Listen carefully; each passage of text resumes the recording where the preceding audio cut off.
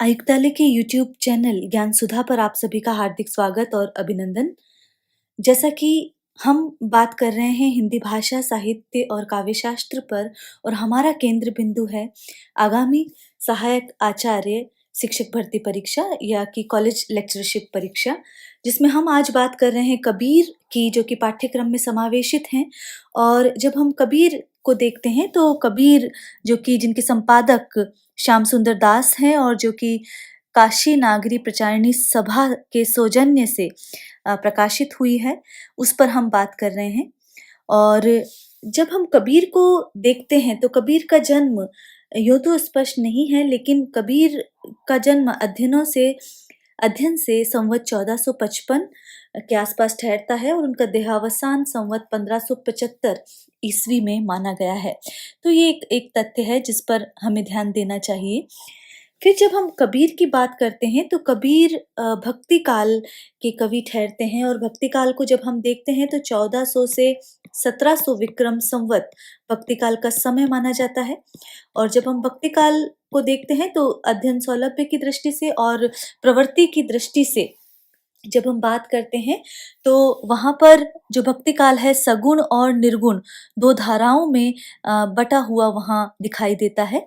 जब हम सगुण काव्य धारा की बात करते हैं तो वहाँ पर राम भक्ति काव्य धारा और कृष्ण भक्ति काव्य धारा आती है। और जब हम निर्गुण भक्ति की बात करते हैं तो वहाँ ज्ञान मार्ग की शाखा और प्रेम मार्ग की शाखा, इस तरह दो शाखाओं के रूप में वहाँ पर हम अध्ययन करते हैं।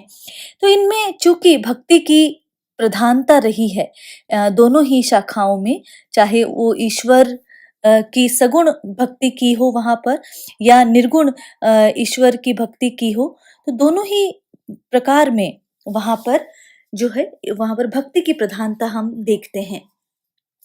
चूंकि हम कबीर पर बात कर रहे हैं तो हम आज निर्गुण धारा की बात करेंगे या जो ज्ञानाश्रयी शाखा है उसकी विशेषताओं की भी बात करेंगे।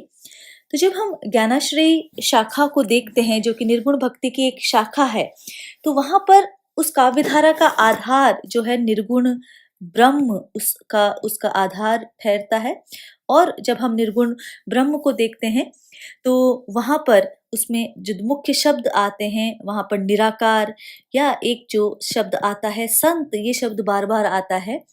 इस संत शब्द का यदि हम सामान्य अर्थ देखते हैं तो वो सज्जन ठहरता है। और इसी क्रम में जो पीताम्बर दत्त बड़थवाल है वो इसका आशय शांत से भी लगाते हैं। तो ये कुछ वहाँ पर शब्दावली वहाँ पर आती है। इसी तरह यदि हम देखें तो संत काव्य धारा की या ज्ञान मार्ग की शाखा की विशेषताएं क्या रही है, तो वहाँ पर एक तो निर्गुण ब्रह्म का स्वरूप जो है वो बताया गया है कि निर्गुण ब्रह्म क्या है और उसका स्वरूप आखिर कैसा है, इस पर बात की गई है। यदि हम देखें तो संत कवि, जो समूचे संत कवि हैं, चाहे हम दादू की बात कर लें, कबीर की बात कर लें, नानक की बात कर लें, वे निर्गुण ब्रह्म के उपासक थे और जो सामाजिक विकृतियों की उनको मिटाने की वो बात करते हैं और उसी के लिए उन्होंने निर्गुण ब्रह्म को आधार बनाया। क्योंकि उनका मानना था कि यदि ईश्वर को अलग अलग वर्गों में, अलग अलग जातियों में, अलग अलग रूपों में, अलग अलग संप्रदायों में बांटते हैं तो मनुष्य और मनुष्य के बीच विभेद उत्पन्न होता है। इसीलिए जो संतों की जो समन्वयवादी या मानवतावादी दृष्टि रही, इसीलिए उन्होंने जो निर्गुण ब्रह्म है उसे वहां पर साधना का आधार बनाया। अब निर्गुण ब्रह्म जो है वो अनुभूति का विषय है जिसको अभिव्यक्त नहीं किया जा सकता। और ये क्योंकि इसको अभिव्यक्त किया जाएगा तो ब्रह्म को भी किसी रूप, आकार और गुणों में बांधना पड़ेगा, इसलिए इसकी अभिव्यक्ति संभव नहीं है। दूसरी यदि हम बात करें तो जैसा कि हमने प्रकारांतर से कहा कि ये जो संत है सामाजिक समन्वय की बात करते हैं, ये वर्चस्व का या जितने भी अत्याचार हैं, जितनी भी पीड़ाएं हैं उनका विरोध करते हैं। और उस समय जो दो चीजें थी कि वहाँ हिंदू और इस्लाम की जो कट्टरता, दोनों ही संप्रदायों की जो कट्टरता थी, उस पर ये जो संत काव्यधारा है या निर्गुण मार्ग की शाखा है ये खुलकर प्रहार करती है। वहां पर वैष्णव, शैव, शाक्त कि सभी संप्रदाय चल रहे थे और उनका मानना था कि अन्य संप्रदाय को नीचा दिखाना।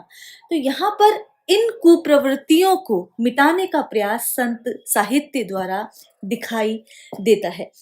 दूसरा, अगर एक और प्रवृत्ति इसकी देखें तो शास्त्रीयता जो परंपरा है, जो परंपरा के जो विद्रूप पक्ष हैं या जो रूढ़िवाद है, उसका विरोध यहाँ पर दिखाई देता है इस परंपरा में। तो जब यदि हम कहते हैं कि जो शास्त्र हैं वो जो केवल अपनी बात कहते हैं और अपने विचारों के कारण ही समाज को भी दिग्भ्रमित करते हैं और अशिक्षा और अंधविश्वास के कारण जिस प्रकार व्यक्ति में एक प्रकार का जो पूर्वाग्रह घर कर जाता है, किस प्रकार एक व्यक्ति को भयभीत किया जाता है और अंधविश्वास और अज्ञानता को समाप्त करने के लिए ही जो संत काव्य धारा के जितने भी जो कवि हुए हैं, जितने भी ज्ञानी हुए हैं, जितने भी संत हुए हैं, उन्होंने उन सच्चाइयों का और उन विद्रूपताओं को दूर करने का प्रयास किया।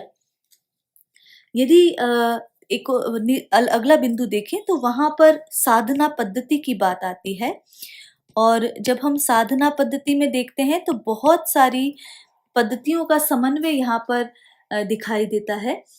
यहाँ पर यदि हम देखें तो संतों ने माया के रूप की भी चर्चा की है और माया को वो सत और असत माया के रूप में वहां देखते हैं और वहां सत माया को कहते हैं कि सत माया ब्रह्म से मिलाती है, जबकि असत माया जो है सांसारिक प्रपंचों से वहां पर उसमें धकेल देती है जीव को। फिर जो रहस्यवाद देखने को मिलता है तो यहाँ पर यदि हम देखें तो वहां पर साधनात्मक और भावनात्मक दोनों प्रकार का जो रहस्यवाद है वो संत काव्यधारा में देखने को मिलता है। जब हम साधनात्मक रहस्यवाद की बात करते हैं तो जो साधनात्मक रहस्यवाद है वो हठ योग का ही पर्याय है एक तरह से, यदि हम कहें, जो कि नाथ संप्रदाय से यहाँ पर आया है।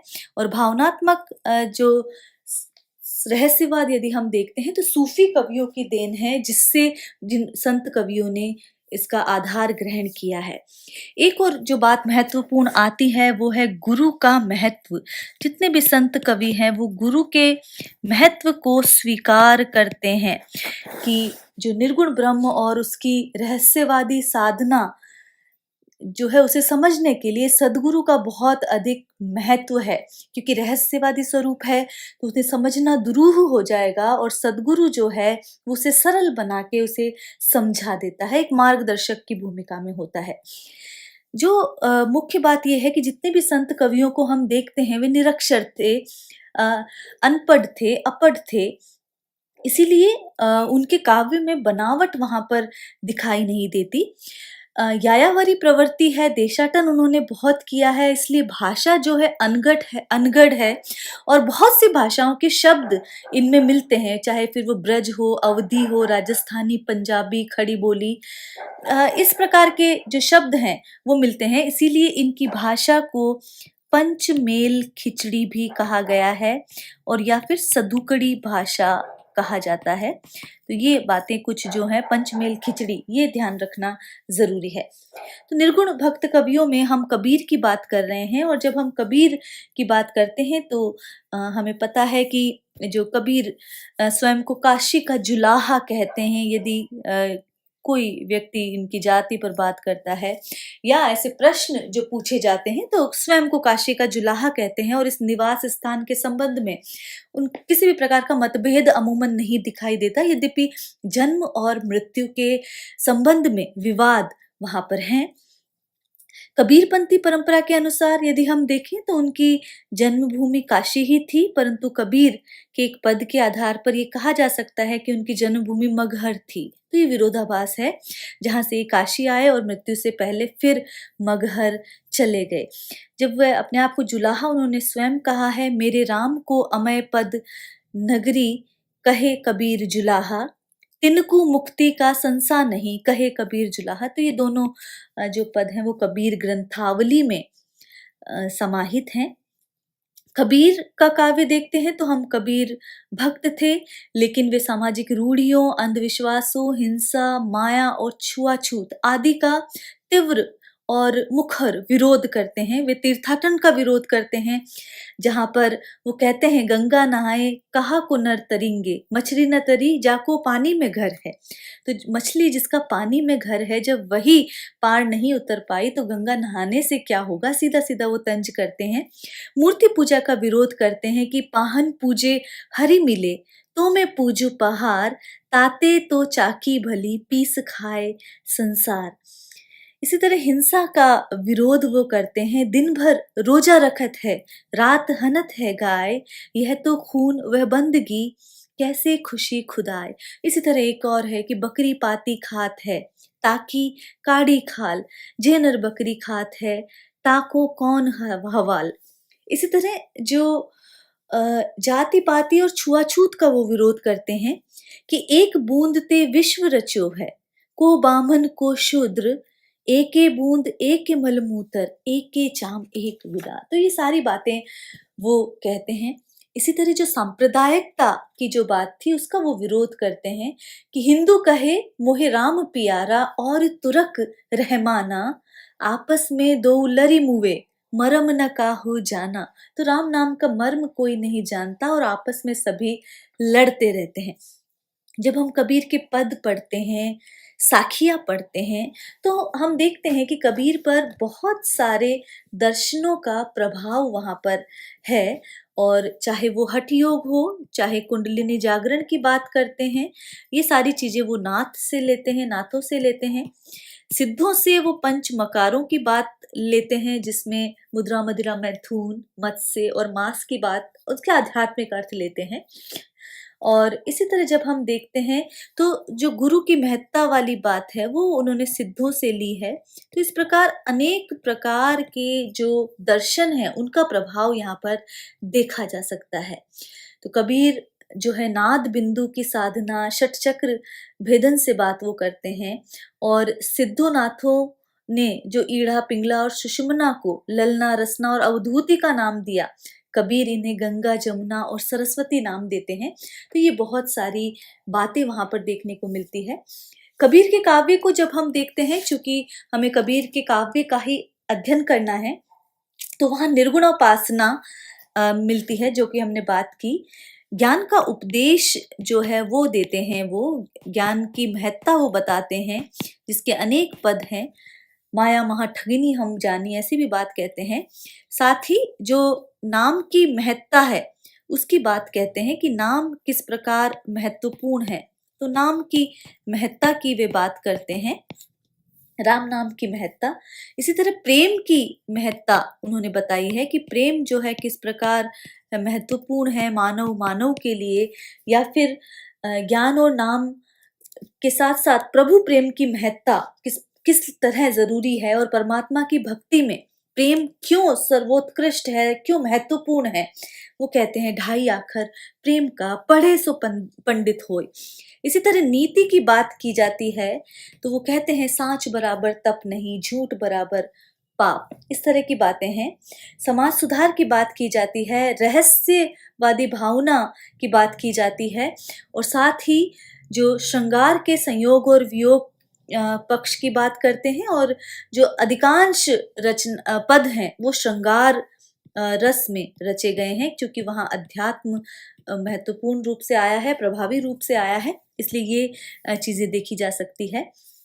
जब हम कबीर के पद को देखते हैं, पदों को देख रहे हैं, तो हमने जो उनका पहला पद है जो कि समावेशित है कबीर ग्रंथावली में, उसमें वो पद है कि सतगुरु सवान को सगा, सोधी सई न दाती। सतगुरु सवान को सगा, सोधी सई न दाती, हरिजी सवान को हितु, हरिजन सई न जाती। तो यहाँ सवान का मतलब है कि समान, सोधी का मतलब है शुद्धि, दाती का मतलब है देने वाला, हितु का मतलब है हितेशी, और हरिजन जो ईश्वर के भक्तजन हैं उसका मतलब ये लिया गया है। तो सतगुरु सवान को सगा, कि सतगुरु के जैसा, सतगुरु के समान आखिर कौन सगा है, कौन सा हमारा है, क्योंकि सोधी सही न दाती। तो सतगुरु के समान कोई भी सगा संबंधी नहीं है, कोई भी सगा नहीं है, क्योंकि अन्य सभी रिश्ते हैं केवल स्वार्थ तक सीमित रहते हैं, केवल लाभ तक सीमित रहते हैं और प्रतिकूल स्थितियों में सब छोड़कर चले जाते हैं। इसीलिए कौन है? सतगुरु ही एक सच्चा है, सतगुरु ही एक सगा है, एक निकटस्थ रिश्ता है। सोधी सही न दाती, और साथ ही क्या है, सतगुरु जो है सबसे बड़ा दाता भी है, क्योंकि वो समस्त जगत की शुद्धि के लिए, या शुद्धि का मतलब है कल्याण के लिए, सदैव तत्पर रहता है। शोधी दई सही न दाती, वो कल्याण की कामना का सदैव दान करता है। शोधी का दान करने को, जगत के कल्याण के लिए वो सदैव आतुर रहता है। इसीलिए क्या है, सतगुरु ही सबसे बड़ा दाता भी है। सोधी सही न दाती, क्योंकि वो सभी का कल्याण करता रहता है, इसीलिए सतगुरु के समान कोई दाता नहीं है, या सतगुरु ही सबसे बड़ा दाता है। ये बात यहाँ पर कही गई है। हरि जी सवान को हितु, हरिजन सई न जाति। हरि जी सवान को हितु, हरि जी के समान, ईश्वर के समान आखिर कौन हमारा हितैषी है, अर्थात ईश्वर के समान अन्य कोई भी व्यक्ति हमारा हितैषी नहीं है। ईश्वर ही हमें इस सही मार्ग दिखा के, जो भव सागर से है, आवागमन के चक्र से मुक्ति दे सकता है। इसीलिए कहा गया है हरिजी सवान को हितु, हरिजन सही न जाती। तो ईश्वर ही हमें इस आवागमन के चक्र से मुक्ति दिला सकता है, भव सागर से पार ले जा सकता है। और इसीलिए यहाँ पर कहा गया है हरिजन सही न जाती। तो जो ईश्वर के भक्त हैं, जो ईश्वर की प्राप्ति के लिए भक्ति मार्ग का अनुसरण करते हैं, जो माया से दूर रहते हैं, वही हरिजन जो है श्रेष्ठ है, वही जाति श्रेष्ठ है, अर्थात जो भक्त है वो श्रेष्ठ है। हरिजन का यहाँ तात्पर्य है जो ईश्वर के भक्त जन है, जो ईश्वर के जन है, जो ईश्वर के लोग हैं, तो वही जाति श्रेष्ठ है, हरिजन श्रेष्ठ हैं। वे श्रेष्ठ हैं जो कि ईश्वर के भक्त है, उनके अलावा और कोई भी श्रेष्ठता कहलाने का अधिकारी नहीं है। तो चूंकि यहाँ पर ये साखियां हैं, तो दाती जाति, तो यहाँ पर अनुप्रास अलंकार आया है। और साथ ही जो सतगुरु सवान को सगा, कौन सगा है, तो प्रकारांतर से बात की जा रही है। हरिजी सवान को हितु, हरिजन सही न जाती, तो वक्रोक्ति अलंकार का प्रयोग भी यहाँ पर देखा जा सकता है। तो अनुप्रास और वक्रोक्ति अलंकार का प्रयोग है, और साथ ही इसमें ईश्वर की महत्ता बताने का जो प्रयास है इस साखी में किया जा रहा है। अगली जो साखी है कि बलिहारी गुर आपने द्यो हाड़ी के बार, जिनी मानिश ते देवता करत न लागी बार। तो यहाँ पर बलिहारी का मतलब है न्योछावर होना या समर्पित होना। आपने का मतलब है आप पर, द्यो कहते हैं दिन को, द्योहाड़ी दिन में, बार का मतलब है देर लगना या आवृत्ति की बात यहाँ पर की जा रही है। जिनी जिसने, मानिश यहाँ पर मनुष्य है, जिनी मानिश, ते का मतलब है देवता, ते का मतलब है से, देवता का मतलब है जो गुणवान है, करत करते हुए, न लागी बार अर्थात देर नहीं लगी। तो यहाँ बलिहारी गुरु आपने द्योहाड़ी के बाद कि हे ईश्वर, मैं आप पर न्योछावर हूँ, न्योछावर होता हूँ। गुरु की महिमा जो है, हे गुरु, यहाँ पर गुरु की बात की जा रही है, तो हे गुरु, मैं आप पर न्योछावर हूँ, क्योंकि गुरु की ही महिमा है कि वो जिन्हें मानिष्टे देवता, पहले आपको इसका अर्थ करना पड़ेगा कि वो मनुष्य को देवता बना देता है, अर्थात गुणवान बना देता है। मनुष्य को देवता किस प्रकार बनाया जाएगा? जब उसमें देवत्व के गुण समावेशित हो जाएंगे। तो जो सामान्य जन को मनुष्य से देवता बना देता है, और करत न लागी बार, ऐसा करने में उसे तनिक भी देर नहीं लगती है।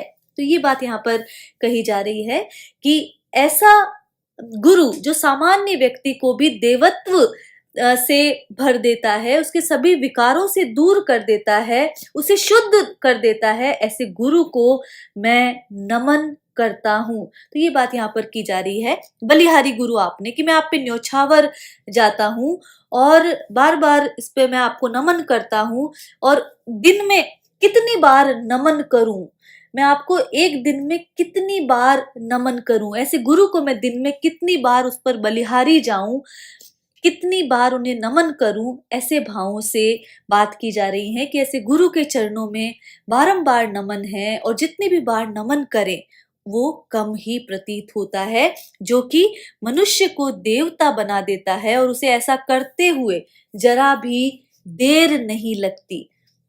तो ये बात यहाँ पर कही गई है। और जैसा कि हम देखते हैं अनुप्रास अलंकार की बात यहाँ पर की गई है, जिनि मानिश ते देवता करत न लागी बार, जिसको मनुष्य से देवत्व बनाते हुए या मनुष्य से देवता बनाते हुए जरा भी देर नहीं लगती है। तो ये बात यहाँ पर कही गई है कि जो गुरु है वो किस प्रकार एक पत्थर को हीरा बना देते हैं।